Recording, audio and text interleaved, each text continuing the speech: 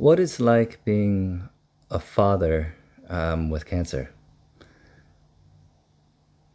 So it's definitely very different from before and after I got the disease. Before I got the disease, there was a lot of runway, I guess. There was a lot of time to spend with my son, to teach him to, make mistakes, learn and grow from them. And so when you have a lot of time, a lot of times you don't cherish the little moments as much, and you don't focus or are as present as you could be.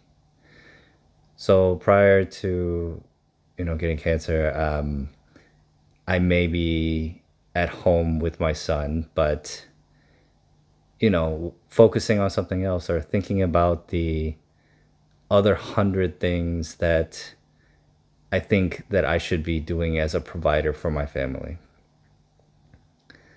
And which is kind of weird, because ultimately you want to do those things to benefit your family the most, but in focusing on them and not being present, you're actually taking something away from them. So, after getting the disease, it was pretty tough, to say the least. Being emotional, of course, was already part of it, and coming to terms with having a disease that could potentially limit my life to 6 months to a year, and then finding out that I have more time. But in both cases, one of the most difficult things for me was really thinking about my son. To have my son, it took me and my wife a really long time because we had difficulty conceiving. We went through 11 rounds of IVF ICSI to be able to even have Silas. And at the end, we actually had to go through a surrogate because it just wasn't working. And, by the grace of God and through my wife's persistence, ultimately it happened, because towards the last round, I was talking to my wife and just trying to say, do we even still want children? Because we've been doing this for so long that maybe we just are just doing it because we've been doing it. And, do we need to reconsider? And, my wife, being the rock that she is, was like, no, we definitely want this child. We definitely want to push forward. And again, by the grace of God, we finally got Silas after about 5 years of trying. And if that wasn't enough, it was just the ups and downs and the roller coaster of hormones. And, it was one of the toughest periods of my life. And at the same time, working and, high stress, high anxiety type situations. And again, I would definitely do it the same way every time, and it was definitely worth it, but it was definitely rough, and definitely helped me grow a lot of grit as a person. Now, after having Silas, definitely my life changed, and the focus was on him. But then, when he turns 2, I get cancer. And then I find out that, or initially thought I only had, 6 months to a year to live. And, that put me into fight or flight mode like you could not believe. Fighting every day, tooth and nail, trying to figure out how to live long enough to see my son grow up. And even now, with a better prognosis, it's still not long enough for me, because even at a good prognosis of 10 years, my son would only be 12 or 13. And a teenager at a time where he probably needs his father or family the most, And the thought of me not being there is just heartbreaking. So for the first month or maybe 2 months after finding out that I had cancer, I literally could not look at my son without breaking down. It was just the hardest thing because every time I saw him, it was like thinking about the disappointment that he would have in the future of not having a father around, and coming to terms with that, and figuring out how to rebuild my relationship with my son in a way where I could set him up with the right guidance and information that he would need, even if I'm not there. A friend, told me about, recording videos for important life moments that he could play and we could share with him, to basically at least have me there in spirit to offer him guidance for the future. And I tried to do the first video and I couldn't get through it. I'm not even sure if I can get through it right now. But it was very difficult to basically come from the perspective of me not being there.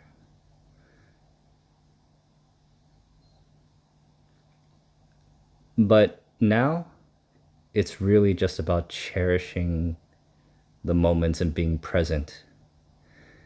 The little things.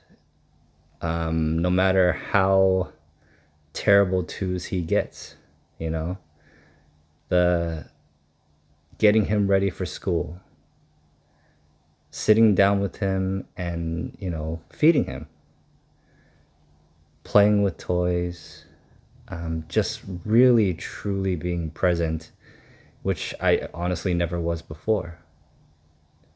It's interesting that, once you get something like this, how everything else just kind of melts away, and then you're just literally able to completely focus on what's important in life. And, the disease has been a blessing and a curse, right? In that it's really brought out what's important in life, and has allowed me to focus on it. But it's also potentially taken something away in terms of time. Now, I still fully intend on fighting and tooth and nail to get as much time with my family as I can. And my son is one of the key motivators for me in doing that, because I want to be here for him in the future. I want to be there for all the life moments. And every day, it's a constant reminder, every hour, every minute, that I need to fight. And there's no option not to. So nowadays, really, anytime my son is around, the focus is typically always on him. Now there's times when I need rest, and, there's times when I need to avoid him for radiation. But typically, I enjoy all of the little moments, the little arguments that we have around what he wants to wear in the morning, about, him not wanting to brush his teeth, and, trying to figure out ways to get him to do it. No matter how much he's throwing a fit, no matter how much, he's pushing back and developing his own identity, at the end of the day, it's all just great family moments that I get to be a part of. So, I guess at every moment, I always try to choose joy. And in spending time with my son, no matter how hard it gets, it's opportunities to build a closer connection with my son. And you can't really put a price on that. When I was getting baptized with my brothers and talking to the pastor says something that really stood out to me and resonates with me very deeply within my soul, which is God's love is perfect, and he loves us more than we love our own children, and gave us children so we could have an example of what God's love is like. And for me, I can't even fathom what that must be like, because the amount of love I have for my son is just, I just can't explain it. It's immeasurable. And to think that there's anybody who could love me more than that is just incomprehensible to me. So I think that, for me, if I wanted to talk to all the parents out there about, what it's like now being a father, it's really just cherishing every moment and being appreciative and grateful to have the opportunity to be with my son. And every day I fight to prolong or extend that as much as possible. And it's one of the key motivators for me at such a difficult time. Again, it's a gift and a curse in that, it took something like this to make me realize. And, time may not be as long as I thought it could be. So I guess my message to the parents out there is that, no matter how bad it gets, cherish the moments that you have with your children, the connection that you're able to build, even in the challenging times. I mean, people talk about it a little bit, but like the challenging times and the little tantrums are probably the things that you'll miss the most when they're grown up and off on their own. So yeah, cherish the moments, be present, and fight hard every day to build the connection that you want to have with your children.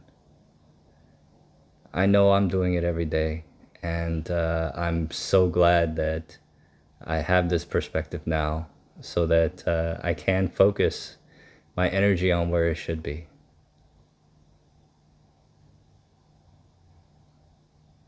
But yeah, that's pretty much it. My perspective has definitely changed a lot, and I'm still fighting hard every day to make sure I make the most out of this situation.